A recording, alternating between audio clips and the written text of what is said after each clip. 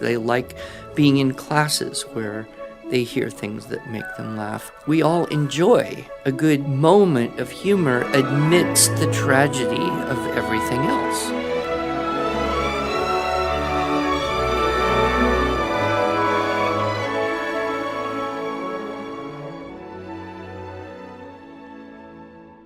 Hello, and welcome to the Arts of Language podcast with Andrew Pudewa, founder of the Institute for Excellence in Writing, or as many like to say, IEW.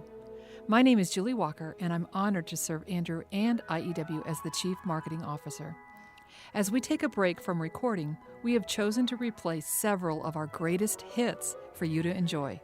We hope that you are able to gain insight for your educational journey.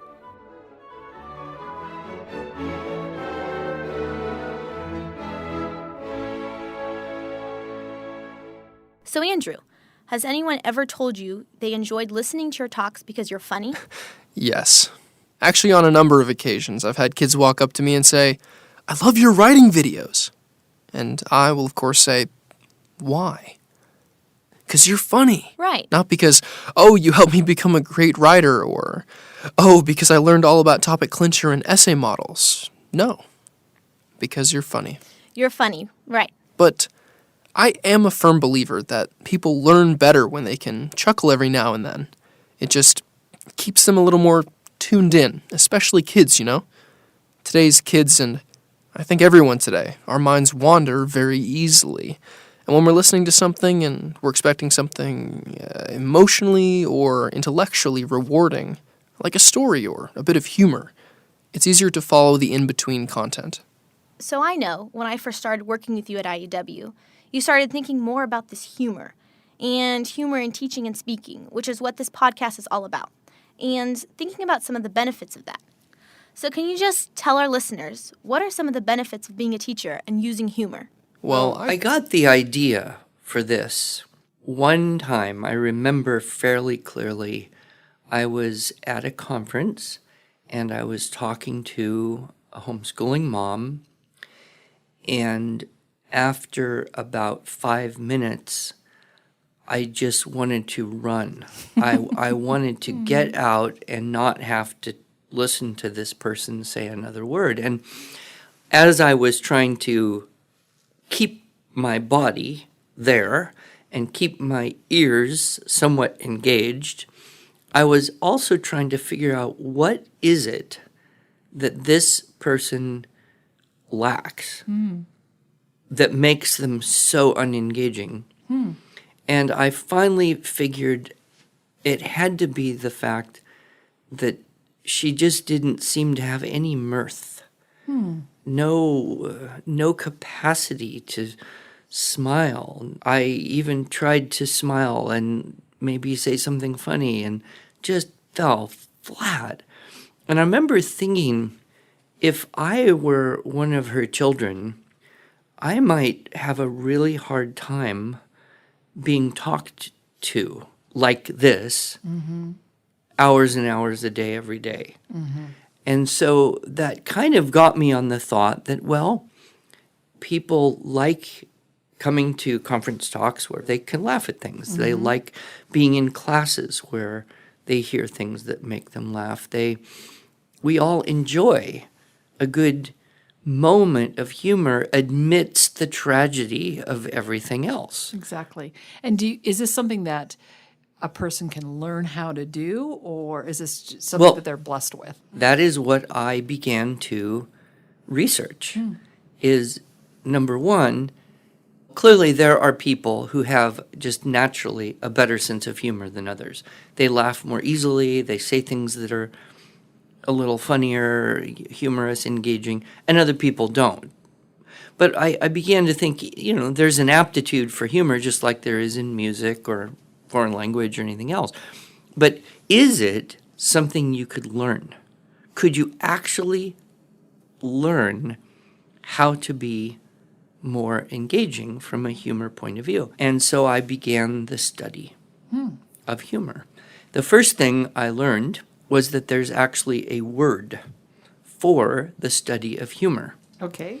It is either gelatology, with a hard G, or gelatology, with a soft G. I have not found out which one is the more commonly believed, possibly because it's such a rarely used word that nobody ever says it. You can take your pick. If you want to follow the idea of geology, right? So I also discovered gelotology is a subset of the study of linguistics, and that there are people in the world who study full-time, they research this area of linguistics known as gelotology. And there's an International Humor Association. Evidently, they have a big convention every year. I've been pondering whether I could go to this conference and call it a deductible business expense. Right. But it's a large field. One of the first things you get into is, of course, the actual documented, very clear health benefits of laughter. So there's any number of studies, and anyone who wants to look this up and look for some of the primary sources certainly can. But laughter itself reduces stress. It helps to reduce blood pressure. It strengthens the immune system by increasing your antibodies. It is good for your heart. It's also kind of a natural painkiller because laughter increases the endorphins, which are the neurotransmitters that are released. Same thing when you have a checklist and you do something on your checklist and you check it off. Yes. And you get that good feeling. Yes. And then if you're like us, you have a checklist, you do something that wasn't on your checklist, you write it in and you check it off. Yes. Because you love the endorphins. Well, the laughter has that same release. And the chemical, the endorphin molecule, I believe, is very similar to morphine, Oh, interesting. but a naturally produced form. These are some of the clearly well-established benefits. I actually tried this experiment because at my age, going in for a new life insurance policy, you have to take a short little medical exam. But one of the things they do is your blood pressure, right? And blood pressure is one of those things that can affect your rating very significantly, Right. meaning do you have to pay more or not as much for your life insurance policy. So I got a humor CD. I was driving about an hour back to Tulsa, and then I was going to go for this appointment. And so I was listening to all these jokes, trying to laugh out loud as much as I could. And then I started singing goofy songs. And there I am in my car all alone, laughing at my own joke and singing my goofy songs. And then I went in. And then I got the report back from the insurance sales guy. Yes. And he said, "Congratulations on your low blood pressure." Oh, that's awesome. So I thought, well, now we could add to the benefits savings if you're forced to buy life insurance someday. Also, it's good for exercise internally for your diaphragm and your respiratory muscles. And there's a number of stories of people who have cured, essentially, illnesses through essentially laughter therapy. Right, sure. One very well-known one was the story of Norman Cousins, who was diagnosed with a terminal illness. I don't remember exactly what it was.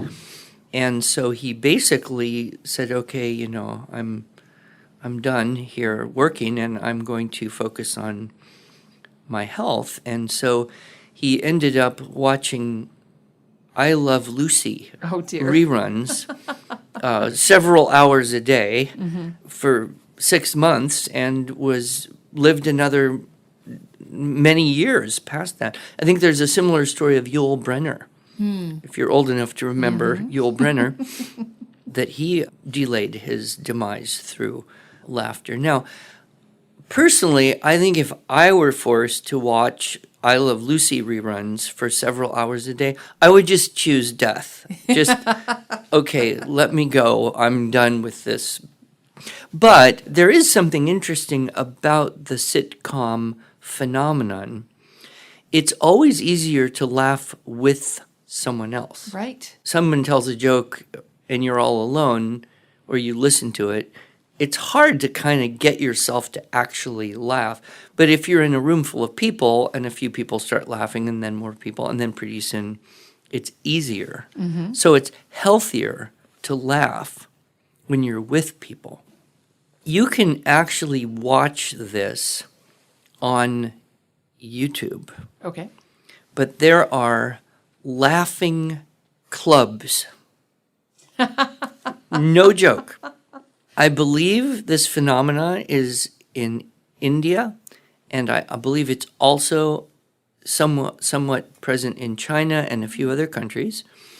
But these are groups of people who get together in the morning, and rather than doing Tai Chi or exercise or whatever, they stand around in a circle and will laugh, kind of working themselves into this nonstop laughter for 15 or 20 minutes, which then I suppose gives them all of those health benefits Yes. on a regular basis. Yes. It sounds odd to you and me, but things that sound odd to us aren't necessarily odd to people in other cultures. Coming to a city near you soon. Well, I had a thought maybe I could start one of these laughter clubs, but then I just thought, well, that might be too much work. So there's the health benefits. Then, of course, we know that there are emotional benefits. Now, combined with the health impacts of stress are the mental, the emotional and mental impacts of stress. And when you have a high stress situation, it's easier to get irritated or even angry. It's easier to get kind of depressed or feeling trapped, that type of feeling. Right. And Kind of so a vicious cycle. it is exactly a vicious cycle. And so what the studies show is that when you can introduce laughter into stressful situations, then it's just easier. People get along better. It's interesting that you can't actually be angry and be laughing at the same time. Is that true? Well, try it yourself.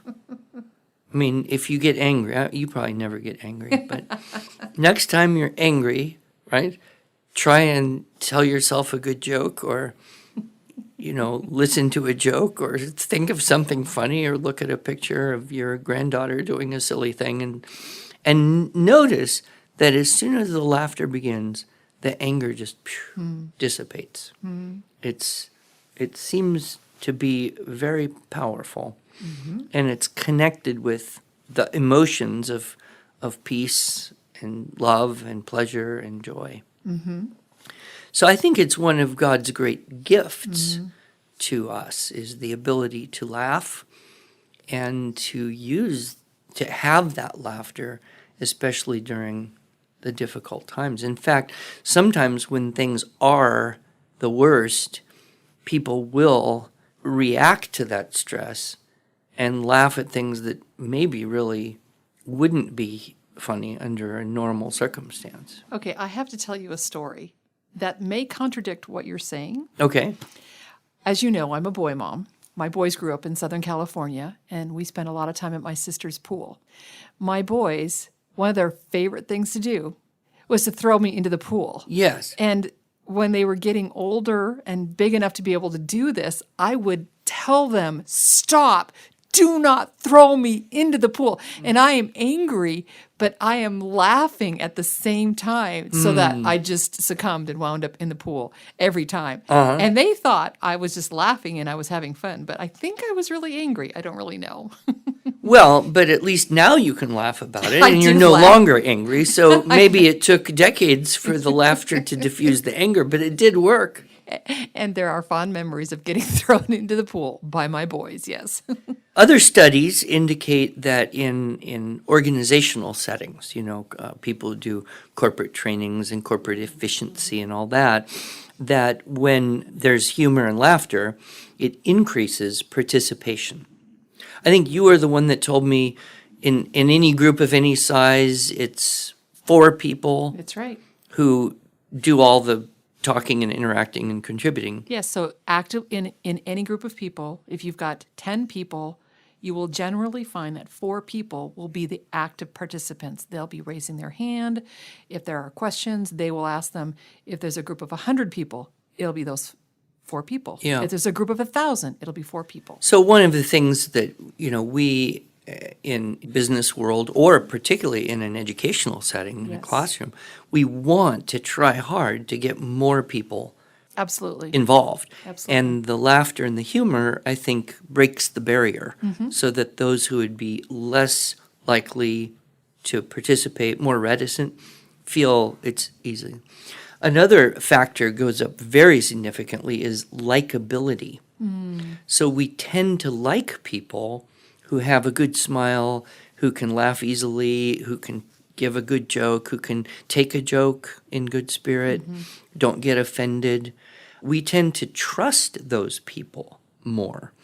And teamwork and creativity, these are all connected with the use of humor in the organizational setting. So is that why you tell jokes before all of your writing classes? Well, there's a few reasons I do. One is I want to break the ice and I want them to like me. I want them to get a good laugh or at least a groan, right? So sometimes the laugh doesn't come, but the groan does. But I've made the connection. So yes, now they're more ready to listen, whatever I have to say. They're Yep. more likely to believe that what I have to say is worth hearing. Yep. But I also have noticed I can almost judge, with a group of kids, I can almost judge their level of tuned inness, I wouldn't say intelligence, but maybe kind of their group aptitude, I guess, by seeing, what jokes do they laugh at. And, if they don't get a particular joke, I'm thinking, okay, maybe I need to simplify a little bit the way I talk to them. Or if they do get a joke and it's like, okay, they picked up on the subtlety of that. So for me, it's a way to learn something about them very quickly. And most of my teaching, is just one shot. I go to a city, I teach for a few days, and I leave, and I may or may not ever see any of those kids again. So learning as much as I can about them as quickly as possible allows me to create the best possible 2-hour experience that I can. Okay, I've got to ask you, because I know all of our listeners are begging you, please tell us one of your jokes that you would share at a student writing class. Well, it would just depend on, I might look at the group of kids and Okay, here we are. There's a couple of us in this room. Tell us a joke. well, I personally think this is an excellent joke and that people of higher intelligence should really get this joke and think it's funny. So I'm always worried when people don't think this joke is funny. But it's definitely, an adult level joke. I wouldn't try this with a bunch of 11-year-olds. But why did the egg cross the road? You know this because I've told you many times. Because it had the inclination. Incline, roll down the hill. It's the only Cross way an the egg road. could cross a road, right? If it had the inclination. Probably so, yeah. So, but that's that's one joke that kind of checks, a vocabulary level. My good friend Andrew Kern once said, well, the real purpose of a great education is so you can get every joke. Exactly. I'm not sure you want to get every joke, but, sometimes they do test your knowledge of various things. I would tell you a chemistry joke, but the good ones are gone. Are gone. Now, if you don't know your periodic table, Latin, Okay, let's do Latin. okay. I know a little. You know a little bit of Latin, okay. So the centurion walks into the bar and holds up 2 fingers and says, I'll have 5 beers for my men. 2 fingers, Right. V. Looks like a V. Or Very the nice. little boy is kind of dozing off in Latin class, and the teacher calls on him, and he kind of wakes up, and she wants him to conjugate some verb, but he didn't hear what verb to conjugate, so he says to his buddy, what'd she want me to do? And his buddy says, darn if I know. So he stands up and he recites, darn if I know, darn if I nos, darn if I not, darn if I namus, darn if I natis, darn if I not. Maria laughed because she studied Latin. So anyway, those are some of the, ways I have found that humor assists me in connecting with different audiences in different ways. Kind of the way poetry, a funny, silly poem. Then, of course, I started really undermining myself by putting jokes on YouTube. Oh, right. So now I'm in a rough spot because I'm going to go off and teach some classes this week, and I'm going to probably start and tell one of my excellent jokes, Yes. like the pirate with the wooden leg, the hook for a hand, and a patch over an eye. Yes, that's a good joke. And half the kids are going to know it already because they watched it on YouTube.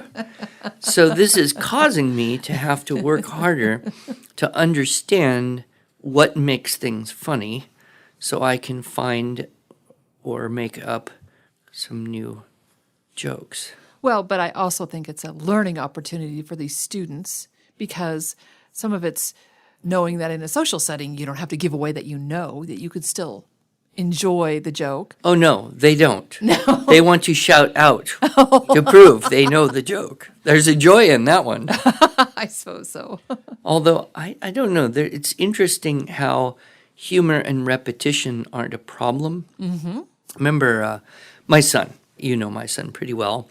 And when he was young, probably 9 years old, his favorite joke was the ice fishing joke. Yes. Do you remember the ice fishing joke? Please tell the ice fishing joke. Well, this guy goes out ice fishing for the first time, and he cuts a hole in the ice, and he drops his line. He's been there 15, 20, half an hour, 40 minutes, and he's not catching a thing, and he's a little, frustrated, especially because there's another guy down the ice who is catching a fish every 2 minutes, got a whole bucket of fish. So he goes down and he says to this older guy, is there some trick or technique that you could share with me to help me with my ice fishing? And the old guy says, And young guy says, I'm sorry, but I don't understand what you said. Old guy says, And young guy says, I'm so sorry, I can't make out what you're trying to tell me. And the young guy spits out the whatever's in his mouth and holds out his fist holding whatever was in his mouth and says, I said, keep your worms warm. Right. Okay. My son he practiced up that joke, and he was pretty good at telling it, at a young age, like 9 years old. And he'd tell that joke, and then like 5 minutes later, he'd say, do you want to hear a joke? Okay. And he'd tell the same joke. And I'd say, son, you just told that joke 5 minutes ago. He'd say, yeah, but it's funny. Like you can live in this suspended state where the humor stretches and recapitulates itself. And Well, it's like a classic. What's the definition of a classic? there you go. You can hear it or read it or experience it again and again and again and get more out of it each time. So we're actually running out of time, and I know you have quite a bit more to talk about, specifically the study of why things are funny. Yes, I kind of identified 12 different factors, 12 things that can make humor. Okay. And I think that it's possible to kind of look for these things in life and even discover some ways that you can, create jokes, or at least bring jokes into yourself so that you can represent them, you can recreate them for people, for your students, audiences, whatever. But one thing, I've come to understand is there's really no new jokes. Okay. All jokes are old jokes. They're just new people. Right. It's just people who haven't heard the jokes before. Yes. Or perhaps people forget your jokes, and that's almost as good. Right, right. So before we say goodbye for this week, can you at least leave our listeners with one of the reasons why things might be funny? Well, the first one on my list is just simple misunderstandings or typos where you think you're saying one thing, but you've said another inadvertently. Richard Lederer, in his book Anguished English, which I have adored, and I always say to anybody, if you want to buy one book that will make you laugh and you can read to your kids and make them laugh, that's probably on the top of my list, as long as your kids are old enough. He's got this one little section of world history according to student bloopers. Oh, I love that. Right? Yes. So students who wrote in various, papers things that they thought to be true, but because of a misunderstanding or a typo. For example, in 19th century Russia, the pheasants had terrible lives. Those poor birds. Yes, I'm sure. Or a triangle of 135 degrees is called an obscene triangle. And of course, the definition of a virtuoso would be a musician with very high morals. Yes, exactly. Exactly. Good. So that's one of 12. That's one of 12. So if you want to hear the rest of them, please tune in next week where we'll talk part 2 of humor in teaching and speaking. Talk to you then.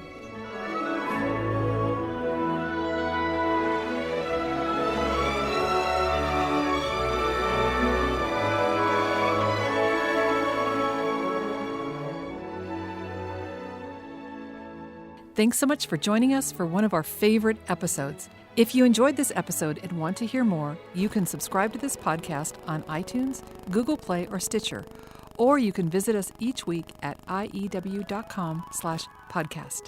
New recordings will begin airing in January of 2020. Until then, we hope you'll join us each week as we revisit our greatest hits.